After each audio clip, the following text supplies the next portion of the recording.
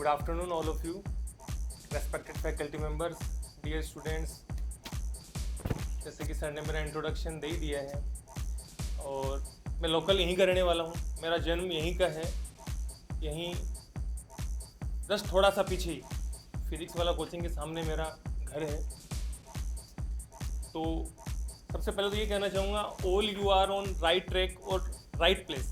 आप बिल्कुल सही ट्रैक पे हो और सही प्लेस पे हो, क्योंकि सभी कोचिंग्स के इंटरनल आउटर में लोकल यहीं का रहने वाला हूँ, मैं सब जानता हूँ। तो सबसे पहला तो ये है कि यहाँ मतलब अभी जैसे कोचिंग नया नया स्टेब्लिश हुआ है तो थोड़ी स्ट्रेंथ कम है। स्ट्रेंथ कम का बेनिफिट ये होता है कि हम डायरेक्ट टीचर से इंटरेक्ट रहते हैं। 200-250 बच्चों की क्लास है, 200-250 बच्चों की क्लास में आप हर कैसा डाउट फैकल्टी से डायरेक्ट नहीं पूछ सकते आप। मतलब हालांकि जो नॉर्मल बच्चे होते हैं वो तो बिल्कुल हिम्मत ही नहीं कर पाते हैं कि हम सर से कुछ ऐसा कुछ पूछें, क्योंकि छोटा सिस्टम रहता है। अब आने वाले टाइम में ये सिस्टम भी बड़ा हो जाएगा, यहाँ भी स्ट्रेंथ बढ़ जाएगी, फिर ये चीज़ें, ये अपॉर्चुनिटीज आप लोगों के पास में नहीं रहेगी। तो अभी आप लोगों के पास में ये गोल्डन अपॉर्चुनिटी है। इस अपॉर्चुनिटी का आपको make the most of it, आपको पूरा इसका यूटिलाइज करना है। तो सबसे इम्पोर्टेंट बात ये है कि मतलब डायरेक्ट फैकल्टी से इंटरेक्ट होने का मतलब ये है कि कोई डाउट रहा तो अदर कोचिंग्स में क्या होता है कि डाउट काउंटर फैकल्टी अलग रहेगी, ठीक है, और यहाँ पढ़ाएगा कोई अलग फैकल्टी पढ़ाएगी। तो अब जैसे मेरा सब्जेक्ट फिजिक्स है तो मैं फिजिक्स की बात करूँ, फिजिक्स में मैं पढ़ा रहा हूँ। एक ही क्वेश्चन को सॉल्व करने की कई तरह की अप्रोच है, कई कंसेप्ट लगते हैं उसमें। मैं किस कंसेप्ट से आपको बताऊंगा, डाउट काउंटर वाला किस कंसेप्ट से आपको बताएगा। तो वो क्या है कि माइंड में फिर कॉन्ट्रोवर्सी हो जाएगा कि ये ऐसा कैसे है, ये ऐसा कैसे है। एक ही चीज़ को 2-3 तरीके से फिर माइंड कंफ्यूज हो जाता है। डायरेक्ट आप फैकल्टी से इंटरेक्ट रहोगे, फैकल्टी आपको अच्छे से उस चीज़ को एक्सप्लेन करेगी, वो बताएगी, वो बात जो क्लास में बताएगी वही आपको उसी तरह से वहाँ डाउट काउंटर पे बताएगी। तो उसका सॉल्यूशन है वो अच्छे वे में हो जाएगा।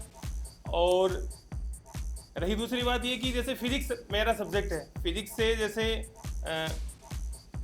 जो स्पेशली जो बायो के स्टूडेंट्स हैं वो थोड़ा सा उनको फोबिया रहता है। बायो वाले फिजिक्स के नाम से ही वो थोड़ा सा डरते हैं कि फिजिक्स है तो भी अब इसको हम कैसे करेंगे। मतलब वो अपनी साइकोलॉजी है, अपनी मेंटलिटी है, उसी को वो ऐसा बना लेते हैं कि फिजिक्स तो हम नहीं कर सकते।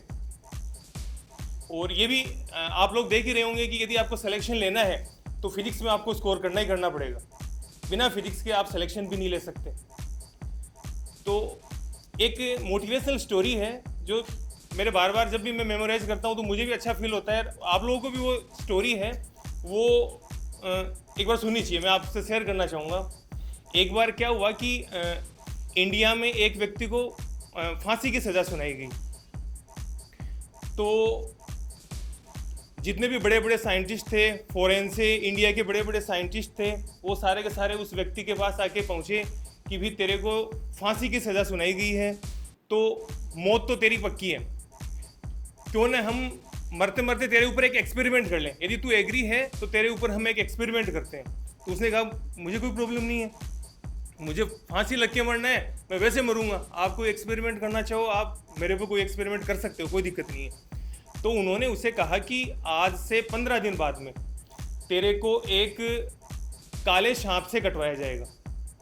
उन साइंटिस्ट ने उसको कहा कि आज से 15 दिन बाद में तेरे को एक काले सांप से कटवाया जाएगा। ये कह के वो चले गए। अब उस व्यक्ति के माइंड में एक ही चीज़ थी कि आज से 15 दिन बाद में मेरे को एक काले सांप से कटवाया जाएगा। मतलब वो उठता, सोता, खाता, पीता, उसके माइंड में एक ही चीज़ थी कि आज से 15 दिन बाद में मेरे को काले सांप से कटवाया जाएगा। फिर फाइनली 15 दिन हुए, सारे साइंटिस्ट वहाँ पहुँचे जहाँ उसको फांसी देनी थी, वहाँ उस स्पॉट के ऊपर वो सब पहुँचे।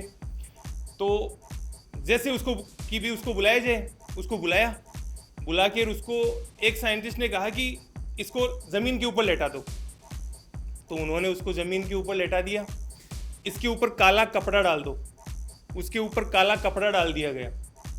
फिर एक दूसरा साइंटिस्ट पास से बोलता है ये काले सांप को हमने ज़मीन के ऊपर छोड़ दिया है और ये काला सांप है, ये तेरे पास में आ रहा है और ये तेरे पास में आ रहा है और तेरे को काट रहा है। इतने में एक दूसरे साइंटिस्ट ने उसके हाथ पे पिन चुबो दी और पिन चुबोते ही वो खत्म हो गया, पिन चुबोते ही वो मर गया वो। फिर उसकी पोस्टमार्टम रिपोर्ट आई तो बाद में ये पता चला कि उसकी बॉडी में वो सारी केमिकल रिएक्शंस हो चुकी थी जो एक काले सांप के काटने के बाद में नॉर्मली एक पर्सन में होती है। मतलब उसकी साइकोलॉजी यही हो गई कि मेरे को तो काले सांप से कटवाया जाएगा, मेरे को तो मरना है। तो मैं आपसे ये कहना चाहूँगा, always keep your psychology positive. अपनी थिंकिंग को आप पॉजिटिव रखो और कभी भी ये फोबिया आपको माइंड में नहीं लेके आना है कि ये सब्जेक्ट है, ये तो मैं नहीं पढ़ सकता, फिजिक्स तो मैं नहीं पढ़ सकता। यदि ये साइकोलॉजी आपके माइंड में सेट हो गई तो मैं कह रहा हूँ आप कभी नहीं पढ़ पाओगे, कभी उस चीज़ को पढ़ ही नहीं मतलब अच्छे से उसको टैकल ही नहीं कर पाओगे आप लोग। तो आपको always keep your psychology and thinking positive. और फाइनली आपको ये कहूँगा, make your dream, keep your target clearly, do hard work in proper way. I can definitely say success will be your. Thank you sir के लिए यार एक बार जोरदार ताली सर ने।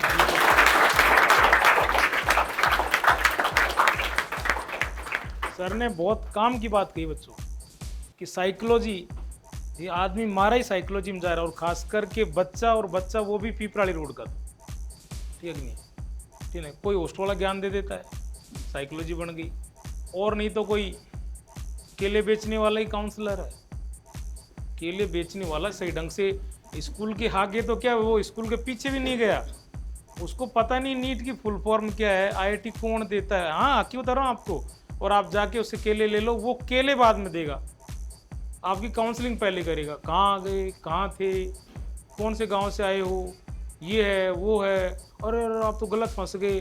ठीक है कि नहीं है? अच्छा लगता है और वास्तव में गलत फंस गए हैं। तो ये पिपराली रोड पे बहुत बरसों से केले बेच रहा है, इसको ज़्यादा अनुभव है। फिर आगे कोई चाय की थड़ी पर चल गए, वो बड़ा काउंसलर बनेगा। ठीक है कि नहीं? फिर आगे कोई पता नहीं क्या क्या, मैं तो जानता भी नहीं, एफए कैफे जाने क्या क्या अगड़म बगड़म। तो ठीक है कि नहीं? अगर मैं कलेक्टर होता तो सबसे पहले कैफे बंद करवाऊँ। ठीक है। दूसरा तो वाली बात है, सर ने बहुत सही बात बोली है, साइकोलॉजी माइंड गेम होता है, माइंड ही है असली खेल। आप क्या बनोगे डिपेंड करता है आपके माइंड सेट पर। शरीर से थोड़ी बनोगे आप, भाई आप पहलवान थोड़ी हो, कोई अखाड़े की प्रैक्टिस कर रहे हो कि आपके शरीर की ताकत देखी जाएगी, आपके माइंड की पावर देखी जाती है हर जगह बेटा जी। नीट जेई तोड़ने के लिए माइंड पावर देखी जाएगी, बढ़ने के वहाँ अंदर मेडिकल कॉलेज में आपकी, एनआईटी आईआईटी कॉलेज में आपकी माइंड पावर देखी जाएगी।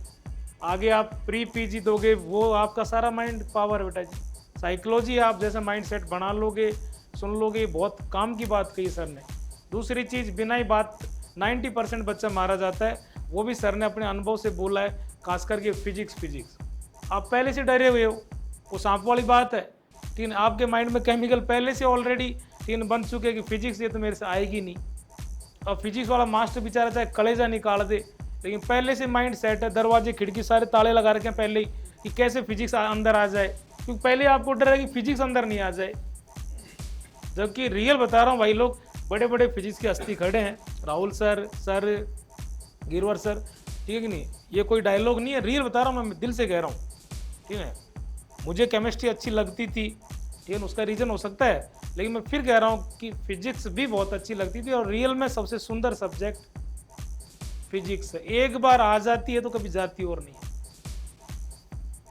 ठीक है, और जो आपको सबसे इजी लगती है ना, वो सबसे खराब सब्जेक्ट है। लेकिन अब देखो माइंड गेम, बच्चों की साइकोलॉजी, बायो सबसे टफ सब्जेक्ट है, हकीकत है ये, वो सबसे इजी लगती है, नंबर आते नहीं लेकिन इजी लगती है। हाँ इजी लगती है, ठीक है कि नहीं? फिजिक्स में नंबर आ जाए तो भी टफ लगती है।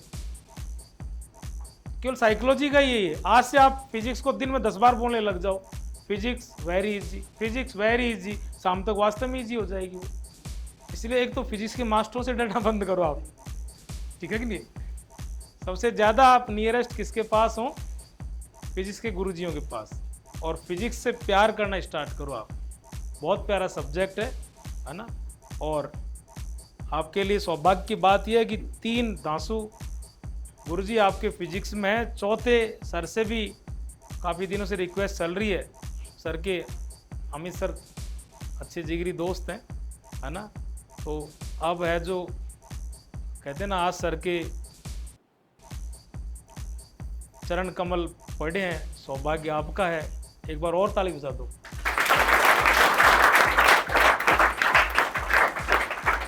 तो सर से भी, सर का बहुत बड़ा एक्सपीरियंस है बेटा जी, है ना, फिजिक्स में। तो जितना भी सर के पास समय होगा सर गवर्नमेंट में पोस्टिंग भी है ना, प्रोफेसर हैं सर, तो सुबह शाम जितना सर से हो पाएगा अपन आपके लिए सर से भी फिजिक्स में ज़रूर सेवाएं लेंगे। इनके अनुभव का फ़ायदा आपको मिले, पड़ोसी हैं अपने बिल्कुल, है ना, हम इस सर जगह लाएंगे कैसे भी कर करा करके, ठीक है। तो बहुत अच्छी बात है ना। सर ने तो काम की बात बता दी आपको, फिजिक्स से डरना बंद कर दो, फिजिक्स सबसे ईजी है ना, और एक बार आ गई तो परमानेंट आएगी। भूलने की कोशिश करोगे नहीं, दिमाग में वो चिमटी लगा लगा के, है ना, वो भगाओगे फॉर्मूले KQ स्क्वायर, क्या कहते हैं, R स्क्वायर KQ अपॉन, है ना, CV स्क्वायर, वो उनको निकालोगे तो नहीं निकलेंगे, वो एकदम फिक्स हो जाएंगे वो, ठीक है कि नहीं। बायोलॉजी तो बहुत बेवफा सब्जेक्ट है। हाँ, बायोलॉजी में क्या है यार, बायोलॉजी सुबह रात को आप रटोगे, सुबह भूल जाओगे, रुकती नहीं है, ठीक है। सबसे वफादार सब्जेक्ट, हाँ, और एक सब्जेक्ट और वफादार है, केमिस्ट्री वफादार कब से होगी यार, हो यार। दूसरा वफादार सब्जेक्ट है मैथ, गणित, जिसकी गणित मजबूत है, जिंदगी की गणित सेट है। और ऐसे गणितज्ञ जो पिछले 22-23 सालों से गणित को नचा के रख के सीकर में साथी रहे हमारे पुराने। और आपको पता ही है हमारा सर किधर है, आपके प्यारे VD सर, ठीक है। गणित है ही, साथ में गणित और फिजिक्स का मेल है, दोनों जुड़वा बहन है, सीता गीता, ठीक है जी। तो साथ में उनका जो फिजिक्स का ओपनिंग जो पार्ट है, बेसिक फिजिक्स, वेक्टर, है ना, यूनिट वगैरह, वो भी बहुत खतरनाक पार्ट रखते हैं, इसलिए आपके बैचेज में क्लास लगाते हैं। तो VD सर को भी आमंत्रित करेंगे, बहुत देर से है जो सोच विचारी में डूबे हैं, पता नहीं क्या सोच रहे हैं। वेरी गुड आफ्टरनून बेटा। आज तो वैसे बहुत कुछ सुनने को मिल गया आपको, है ना। डॉक्टर साहब ने भी बहुत सुनाया, सर ने भी बहुत बताया, सर ने मोटिवेशनल बहुत दिया ही है। और सारी चीज़ों का एक ही है ना, जिस टारगेट के लिए अपन लोग यहाँ दीप में जुड़े हैं, वो टारगेट अपन अचीव करें, पूरी तरह से फोकस्ड रहें। NCERT जैसे भाई डॉक्टर साहब ने कहा, सर भी कह रहे हैं, हम लोग भी कह रहे हैं। और सबसे इम्पॉर्टेंट बात है कि जिस मिशन के लिए आप लोग निकले हो, उस मिशन पर फोकस्ड रहो। आपको इधर उधर डाइवर्ट होने की जरूरत नहीं। जैसे सर ने बोला है कि भाई आप लोगों के मार्क्स का कम आना या किसी टॉपिक के अंदर आप लोग किस प्रकार का परफॉर्मेंस दे रहे हो, ये आपको खुद को इंडिविजुअल पता होना चाहिए कि यार मेरी परफॉर्मेंस जो है इंक्रीज हो रही है या डिक्रीज हो रही है। अगर आपको ये लग रहा है कि यार ये टॉपिक ऐसा है जिसको मैंने कई बार पढ़ लिया, आफ्टर दैट उसके बाद में भी मैं इसे कॉप अप नहीं कर पा रहा, तो आपकी फैकल्टीज़ है, आप उनसे बात कर सकते हो। और यहाँ तो सबसे इम्पॉर्टेंट बात ये कि जो फैकल्टीज़ आपको क्लास में पढ़ा रही हैं, वो फैकल्टीज़ आपको डाउट पे भी लेती हैं। आप उनसे बहुत आसानी से बॉन्डिंग के साथ वर्क कर सकते हो, आसानी से आप उनसे पूछ सकते हो। इससे बेस्ट जगह क्या हो सकती है आपके पास, जहाँ एटमॉस्फेयर इतना बढ़िया आपके पास, होमली एटमॉस्फेयर है। हर टीचर जो है, हर जितना भी बंदा बैठा है आपके पास, वो आपसे बहुत पर्सनली बाउंड अप कर चुका है। आसानी से वो आपकी सारी बातों को समझ भी पा रहा है। आप यहाँ तक की बात ये देख लो कि आप समोसे तक भी डिमांड कर पा रहे हो। इससे बड़ी बात क्या हो सकती है जहाँ आप समोसा डिमांड कर रहे हो। तो इससे अपनी बॉन्डिंग पता लग रही है ना कि अपनी बॉन्डिंग कितनी शानदार है। तो इस बॉन्डिंग को यूज करो कि आप अपने टारगेट को अचीव करो। और नीट में जैसे इस बार अपनी 2nd रैंक और 4th रैंक रही है, मैं चाहूँगा कि भाई अपनी जो जेई वाले बच्चे हैं वो अपनी बेल्ट बांध लें और आपके वो रैंक भी अपन जेई के लिए निकाल के दें। यहाँ पर दीप करियर कोचिंग इंस्टीट्यूट एक मिशन है, मैं